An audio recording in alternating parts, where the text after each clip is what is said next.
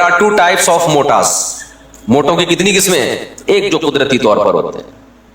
تو اللہ کی طرف سے میں نے بتایا ہمارے بعض اساتذہ ہیں, بعض بزرگان دین ہیں, بڑے نیک ہیں, قدرت. ایک وہ ہے جو یہودی کے بارے میں بتا رہا تھا کہ یہودی کی توند کیا تھی, وہ عالم کی نکلی ہوئی تھی. قرآن نے بھی کہا ان کثیرا من الاحبار والرہبان لیأکلون اموال الناس بالباطل. بہت سے یہود اور نصارہ کے عالم ایسے ہیں, سارے نہیں بہت سے تھے, جو لوگوں سے ناحق پیسہ کھاتے تھے. تو یہ پیسہ غلط فتویٰ دے کے, جیسے آج کچھ سرکاری قسم کے مولانا ہیں جو عدالتی خلا کو پروموٹ کر رہے ہیں, نہیں یہ اکارڈنگ تو اسلام یہ جائز ہے. بعض لوگوں کا مقصد عورتوں کو خوش کرنا ہے, بعض کا مقصد حکومت کو, کیونکہ بعض جب کہتے ہیں نہیں خلا ولا نہیں ہے, بس عورت کو بھی پورا حق ہے, تو پھر وہ خواتین بھی خوش ہوتی ہیں. حالانکہ یہ چیز خواتین کے خلاف جا رہی ہے. ابھی خوشی ہو رہی ہے, بعد میں پتہ چلے گا ہوگا کیا آپ کے ساتھ. عالم کو چاہیے کہ وہ یہ نہ دیکھے کہ میرے اس اسٹیٹمنٹ سے, اس فتوے سے کون سا طبقہ خوش ہوگا, کون سا. اللہ معین اختر کو کی مغفرت کرے, مزاحیہ ایکٹر جو تھا, بعض باتیں بڑی خاندانی کر گیا. معین اختر سے کسی نے پروگرام میں پوچھا کہ آپ عورت کی آزادی کے قائل ہیں یا نہیں ہیں. معین اختر 2 نمبر آدمی ہوتا تو کہتا یقیناً عورت کو آزاد ہونا چاہیے, اور پھر زبردست کمنٹس آتے. اس نے کہا میں اتنا قائل ہوں جتنا اسلام نے اجازت دی ہے, اس سے زیادہ کا میں قائل نہیں ہوں. سمجھ میں آ رہی ہے بات کہ نہیں آ رہی؟ میں اتنا قائل ہوں جتنی اسلام نے اجازت دی. ایسا خاندانی جملہ یہ یہاں بیٹھ کے کہنا آسان ہے, ٹی وی پہ بیٹھ کے کہنا بہت مشکل ہے. وہاں ماحول الگ ٹائپ کا ہے, وہاں حق بات کرنا بہت مشکل کام ہے. تو آج بھی یہی ہو رہا ہے کہ آپ کسی کو خوش کرنے کے لیے غلط. ہاں اسلام نے مصلحتاً خاموشی کی اجازت دی ہے, ہر حق بات ہر جگہ کرنے کی نہیں ہوتی. بعض دفعہ اس کا غلط مطلب لیا جا سکتا ہے, تو یہ تو ٹھیک ہے کسی مصلحت سے وقتی طور پہ خاموش ہو جائیں, لیکن غلط بیانی کرنا کسی کو خوش کرنے کے لیے یہ کسی بھی صورت میں جائز نہیں ہے. بعض دفعہ ایک تبلیغ کا موقع نہیں ہوتا, آپ کو پتا ہے کہ ابھی بات صحیح ہے لیکن ابھی بے موقع ہو جائے گی, اس میں خاموشی. بعض باتیں ایسی ہوتی ہیں اس وقت کہہ دی جائیں تو اس کو سمجھانا مشکل ہوتا ہے, سمجھانے کے لیے وقت چاہیے ہوتا ہے, تو انسان کہتا ہے ابھی خاموش رہو, کیونکہ ابھی بات بتائی تو پوری بات سمجھ میں نہیں آئے گی ان کے.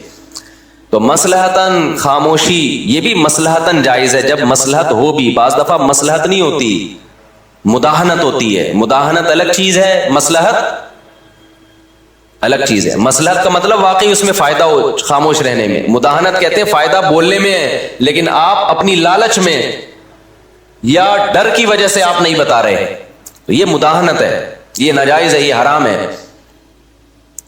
تو اب میں جو اصل بات کی طرف آتا ہوں, تو نبی صلی اللہ علیہ وسلم نے فرمایا اس یہودی عالم کو دیکھ کر, اس کی توند کیا تھی, نکلی ہوئی تھی ناجائز کھانے کی وجہ سے. ناجائز آدمی زیادہ ہی کھاتا ہے, ناجائز تھوڑا نہیں کھاتا. تو ایک پیٹ وہ ہے جو قدرتی طور پر ہے, اور ایک وہ ہے جو کھا کے نکلا ہو. ایک نے پوسٹ بڑی اچھی چلائی جس کا میں تذکرہ کر رہا تھا کہ ہم یہ تو دیکھتے ہیں کہ داڑھی کا سائز سنت کے مطابق کیا ہونا چاہیے, یہ بھی دیکھنا چاہیے کہ پیٹ کا سائز سنت کے مطابق, بولو کیا خوب سمجھ لو, جیسے داڑھی کا ایک سائز ہے نا, اسلام میں پیٹ کا بھی کیا ہے, سائز ہے. اس سائز سے آپ اس پیٹ کو بڑھا, یہودی نے بڑھا لیا تھا نا. ہمارے نبی کے پاس کچھ لوگ آئے, کسرا کے ایلچی, ان کے چہرے پہ داڑیاں نہیں تھیں, آپ نے نفرت سے اپنے چہرے کو پھیر لیا اور کہا تم تباہ ہو جاؤ, تمہیں ایسی صورت بنانے کا کس نے حکم دیا, داڑھی نہیں تھی نا. اور یہ جو یہودی عالم تھا اس کا پیٹ کیا تھا, کھا کے, یہ ذہن میں رکھو, کھا کے پیٹ نکلا ہوا تھا. تو آپ نے اس کو بھی برے القاب سے یاد کیا, اس کو بھی تنبیہ کی آپ صلی اللہ علیہ وسلم. تو صرف داڑھی میں یہ نہیں دیکھنا کہ سنت کے مطابق ہے یا نہیں ہے, پیٹ میں بھی یہ دیکھنا ہے کہ سنت کے مطابق ہے یا نہیں ہے. صحیح ہے بخاری کی حدیث, نبی صلی اللہ علیہ وسلم نے فرمایا کہ سب سے بہتر زمانہ میرا زمانہ, پھر وہ جو اس کے بعد پھر برائی پھیلنا شروع ہو جائے گی. یعنی صحابہ, تابعین, تبع تابعین, یہ سب سے بہترین زمانہ ہے. اس کے بعد برائی پھیلنا شروع ہو جائے گی. پھر کیا ہوگا, اس برائی میں جھوٹ پھیلے گا, اور کیا, یکثر السمن, موٹاپا پھیلے گا. یعنی موٹاپے کو بھی آپ نے کس میں شمار کیا ہے, बोलो ना यार, बुराई में। क्यों? दुनिया की हवस बढ़ेगी, खाने का शौक बढ़ेगा। जरूरत 4 खजूरों से पूरी हो रही है, खा पूरे पूरे डब्बे रहा है। शादियों में देखो ना आप, शादियों में जो हालत होती है, खाना जब खुलता है ना, जैसे रेसलिंग का मुकाबला नहीं होता, मुकाबला जो हमने मंजर देखा है, आपके अलावा की बात कर रहा हूं, आप लोग नहीं ऐसे होते हो, ऐसे मंजर होता है जैसे अभी एक वो यूट्यूब पे वीडियो भी आई थी, तंबू गिर गया, देगे उलट गई। इज्जतदार आदमी क्या करेगा भाई? इज्जत के साथ खाओ, बैठा रहेगा, कहेगा जब रश कम होगा तो मैं उठ के चला जाऊंगा। लेकिन कौन बर्दाश्त करेगा?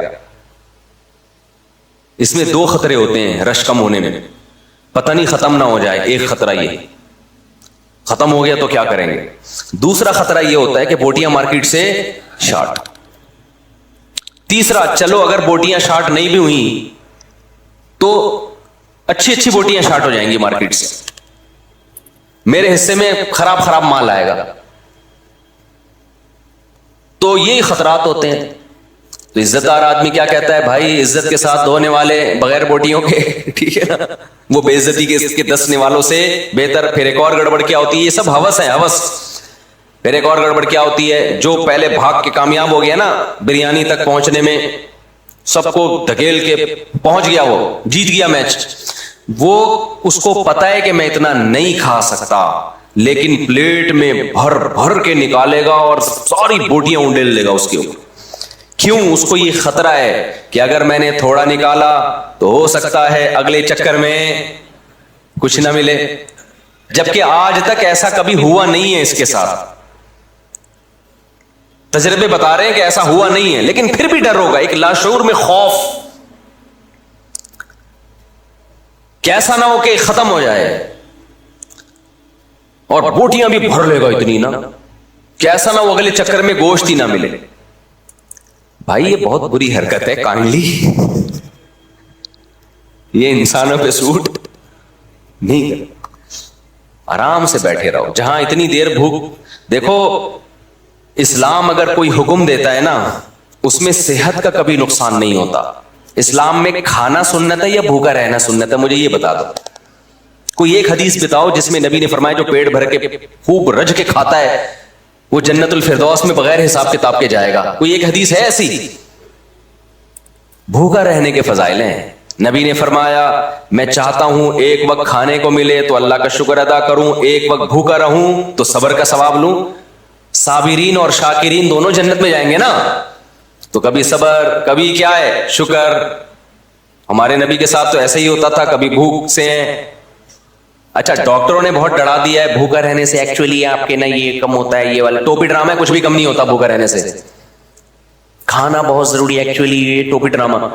सहाबा ऐसे हालात भी आए हैं सहाबा पर कि 24 घंटे में एक खजूर, तो जंगे लड़ी हैं, रूम और फारिस की सल्तनतों को उल्टा दिया उन्होंने। हर वक्त कुछ ना कुछ एक्चुअली पेट में होना। हम बचपन में डॉक्टरों से बहुत सुनते थे थोड़ा थोड़ा खाएं, पेट खाली नहीं रहना चाहिए। खाली नहीं भाई, कुछ अल्सर का मरीज होगा तो पेट खाली होने से नुकसान होता है, नॉर्मल आदमी का पेट खाली होने से कोई नुकसान बोलो नहीं हो, कुछ भी नहीं होता। ना मरेगा ना कमजोर होगा। जब आप खाएंगे ना वो रिकवरी खुद ब खुद हो जाती है। हाँ, पेट खाली रहने से जब नुकसान होता है जब क़यामत तक खाली रहे कभी कुछ जाए नहीं उसमें, फिर तो मरेगा, जाहिर है, खुराक तो चाहिए। लेकिन ऐसा नहीं है जैसा बताया जा रहा है। अगर भूखा रहने से सेहत को नुकसान होता तो इस्लाम में खाने के फजाइल होते, भूखे रहने के फजाइल नहीं होते। रमजान के रोजे ना होते इस्लाम में, पीर जुमेरात का रोजा ना होता, अय्याम 20 के रोजे ना होते। फिर हमारे नबी सल्लल्लाहु अलैहि वसल्लम की आदत क्या थी? रमजान के तो रखते थे आप सल्लल्लाहु अलैहि वसल्लम, आप पीर जुमेरात का भी रखते, आप महीने में 3 अय्याम 20 के भी रखते, और इसके अलावा भी कभी रखते। तो हजरत आयशा फरमाती हैं ऐसे पे दर पे नफली रोजे रखना शुरू करते कि हमें लगता कि अब कभी नागा ही नहीं होगा, हमेशा रखेंगे रोजे। फिर छोड़ना शुरू करते तो ऐसा लगता कि कभी अब रखेंगे ही नहीं। ये भी एक मामूल है। कंटिन्यू रखना शुरू करते फिर कंटिन्यू छोड़ना शुरू करते। खाने का कहीं भी यहां तस्करा कहीं है कि खाना शुरू करते तो खाते ही खाते ही, ऐसा कहीं भी नहीं है। जितने पैगंबरों ने खाया है ना, शदीद भूख में खाया है। حضرت موسیٰ علیہ السلام اور خضر علیہ السلام کا واقعہ قرآن میں، اللہ نے حضرت موسیٰ کو خضر علیہ السلام کے پاس بھیجا. حضرت موسیٰ اپنے خادم کو لے کے سفر پہ گئے ہیں، بہت لمبا سفر. تو قرآن کے الفاظ آتینا غداءنا لقد لقینا من سفرنا ھذا نصبا. جب شدید تھک کے چور ہو گئے تو اپنے خادم سے کہا لے آ کھانا. کیا لے آ؟ کھانا لے آ، ہم بہت شدید تھک گئے ہیں. اتنی تھکاوٹ اور بھوک کے بعد جا کے خادم سے کہہ رہے ہیں کیا لے آ بھائی؟ کھانا لے. تو خادم نے کہا کہ جو مچھلی آپ نے کھانے کے لیے رکھی تھی، اللہ میں نے کہا تھا کہ ایک علامت بتائی تھی نا کہ جس جگہ وہ مچھلی زندہ ہو کے پانی میں چلی جائے تو وہی جگہ ہے خضر علیہ السلام کی، تو وہ تو پیچھے ہے، میں تو بھول ہی گیا تھا. پھر واپس چلے ہیں اسی بھوک کی حالت میں. تو حضرت موسیٰ کو کوئی نقصان ہوا؟ اتنے زبردست پاورفل پیغمبر تھے موسیٰ علیہ السلام. ہمارے نبی نے کتنی بھوک برداشت کی، صحابہ نے کتنی بھوک برداشت کی، پھر بھی کتنی شادیاں کی ہیں؟ 4 شادی. آج صبح شام پراٹھے بھی پھوڑ رہا ہے، نہاریاں بھی پھوڑ رہا ہے، حلوے مانڈے بھی کھا رہا ہے، مٹھائی کے پورے پورے ڈبے کھا رہا ہے. لیکن جب ٹیسٹ کرواتا ہے نا تو کبھی آئرن کی کمی آ رہی ہے، کبھی جناب وہ اس کی سلفر کو اس کی کیا ہے یار، بہرحال بہت ساری چیزوں کی کمی آ رہی ہے. پورا صحیح پاکستان میں کوئی بھی بولو، کیلشیم کی کمی آ رہی ہے، مختلف قسم کے وائٹامنس کی کمی آ رہی ہے. ڈاکٹر پھر کھلوا رہے ہوتے ہیں کہ یہ کھائیں آپ، یہ کھائیں، وہ بھی کہہ رہے ہیں کھائیں، مزید کیا کریں. وہ ایک آدمی حکیم کے پاس گیا، حکیم سے کہنے لگا بدہضمی ہو رہی ہے، بہت کھا لیا. حکیم نے کہا یہ 2 گولی کھا لے ہاضمے کی. اس نے کہا اس کی جگہ ہوتی تو اور نہ کھا لیتا میں. اسی وجہ سے تو بدہضمی ہو رہی ہے کہ جگہ نہیں چھوڑی. تو بھوکا رہنے سے میرے بھائی کوئی نقصان نہیں ہوتا، رہ کے دیکھو. تو اچھا یہ بات ذہن میں رکھو، جب بھوکا رہو نا بہت زیادہ اور کم کھانا کرو تو پھر کھانے کا معیار بڑھانا پڑے گا آپ کو. ایسا نہ ہو کھانا بھی کم کر دو اور کھا بھی وہی رو جو کھا رہے ہو ابھی، تو پھر مارکیٹ سے کیا ہو جاؤ گے؟ شارٹ. صحابہ کم کھاتے تھے لیکن اچھا کھاتے تھے، پراٹھے میری طرح نہیں کھاتے تھے. سمجھ رہے ہو کہ نہیں سمجھ رہے؟ اب تو ہم نے بھی فی الحال چھوڑے ہوئے رمضان میں. تو یہ ذہن میں رکھنا کہ کسی سنت کو آدھا فالو کریں تو پھر فائدہ نہیں ہوتا. آپ نے 4 شادیاں کر لی سنت کی نیت سے، عدل کا جو حکم تھا وہ والی سنت آپ کو یاد نہیں رہی تو بیڑا غرق ہو جائے گا نا.